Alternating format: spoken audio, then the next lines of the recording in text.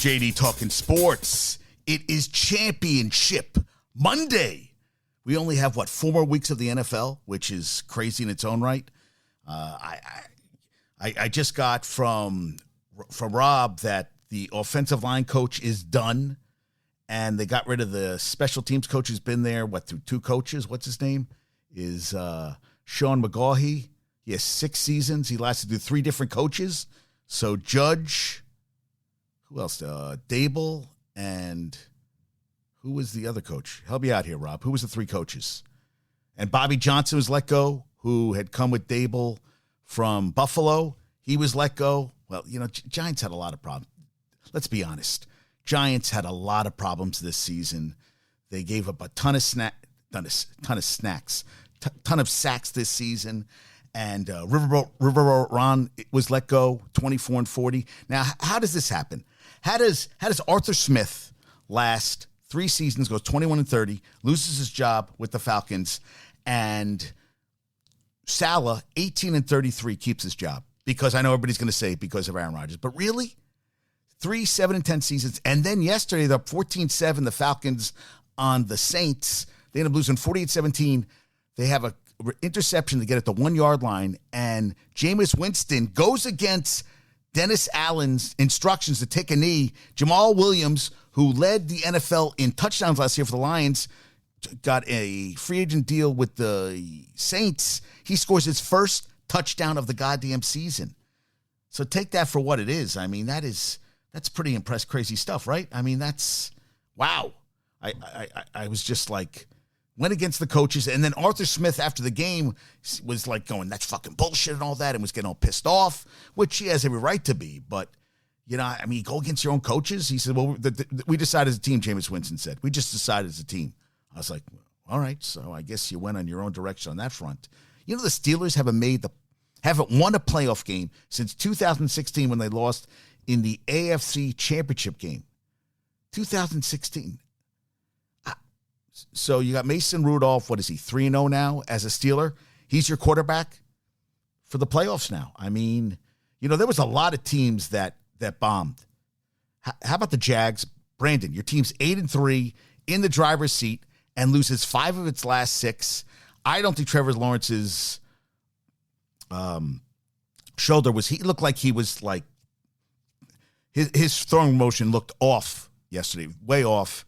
And they fell behind.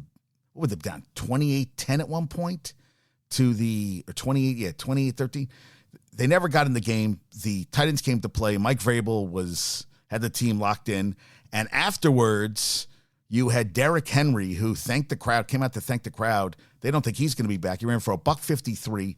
He set a record for most 100-yard rushing games, including postseason, over Earl Campbell, 41 in his career and Earl Campbell had 40. And I was like, wow, he broke the record of Earl Campbell.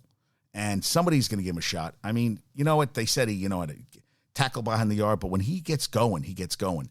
And I finished 5th in my fantasy because everybody lit it up yesterday. Yeah, I mean, Spears had 2 touchdowns. That's the first time he did that this season.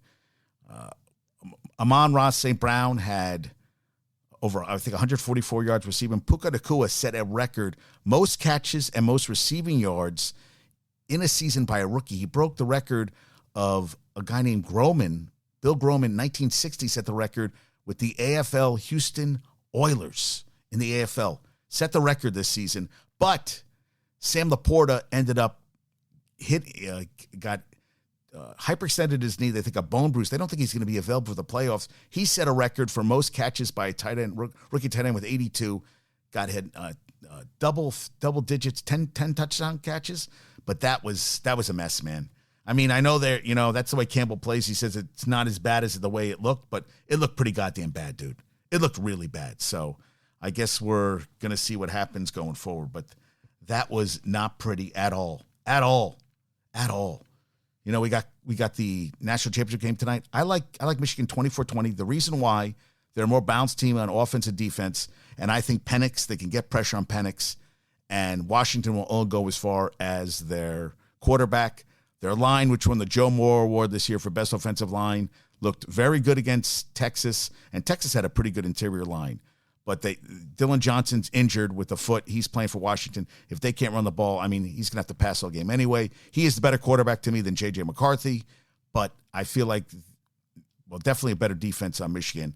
And I still think we haven't seen the best of McCarthy. Blake Corum has been wanting for this day forever. Blake Corum didn't get to play last year. And Donovan Edwards only had four carries for 11 yards. I think he's going to have a goddamn big game. I do. 24-20. I hope so. Michigan goes, get ready. Aaron asked if I'm wearing pants today. I was like, pants tonight. I said, dude, I always wear pants. I'm not Porky Picking it tonight. No, not a chance. Not a chance at all. Yeah, I guess we're going to see what happens there. And the Panthers fired GM Scott Fitterer, which was not. So Dan Morgan, who former Panthers linebacker, he could be a guy helping to pick the new coach. And they brought on a search. They brought on a, what do you want to call it? They brought on a, what's the word? Consulting firm that is from London that's helped NFL teams pick head coaches and helped them with the FC Charlotte, David Tepper. I'm like, okay, is that going to change his opinion? I mean, the guy seems, now the guy from the offensive coordinator from the Lions, who they said he was asking between $15 and $20 million a year. What's the Lions OC? Is Ben Johnson. That's the guy they could go after. Bill Belichick says he's still in a contract.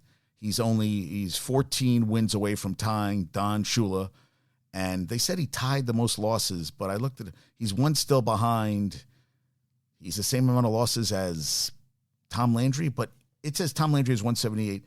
It says that Belichick has 177. So I get a little confused there where, everything's giving me different numbers. It's giving me a headache. And, oh, yeah, I cut myself shaving. Yeah, well, that's what I get for shaving. Got to keep it clean and smooth. And Mark Long put this up about Trevor Lawrence. First 3 years in Jacksonville, 69 touchdowns, 60 turnovers, and 50 starts, over 11,000 yards, 954 rushing, 20-30 record. Blake Bortles, first 3 years, 75 touchdowns, 63 turnovers in 45 starts. Basically, almost the same amount, over 11,000 passing yards, but 1,000 rushing, 11 wins, 34 losses. So you got 9 more wins out of him. So 50 against 45 games. Bortles threw more touchdowns, more turnovers, about the same passing yards. You can't start 8-3. Look at the Eagles are just the second team in the Super Bowl era to start 10-1 and win the division. Not win the division. Jets in '86. Remember, they started 10-1, lost 5-0, won a wild card game, and lost divisional round. Where that was the one where, right, the sack dance. They should have beat Cleveland in that year, and then Gastineau got the excessive got a penalty for that. So I'm like, God, isn't that crazy? 10-1 to 10-6, lose 5 of your last 6, and now you have to go play in Tampa Bay, which pisses me off too. That they are, that the Buccaneers at 9-8 are hosting a playoff game. I mean, that's kind of bullshit, right?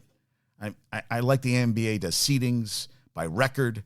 I'm sorry, 9-8 teams shouldn't be hosting a playoff game. And now the Texans, because the Jags blew it, they're going to host the Browns.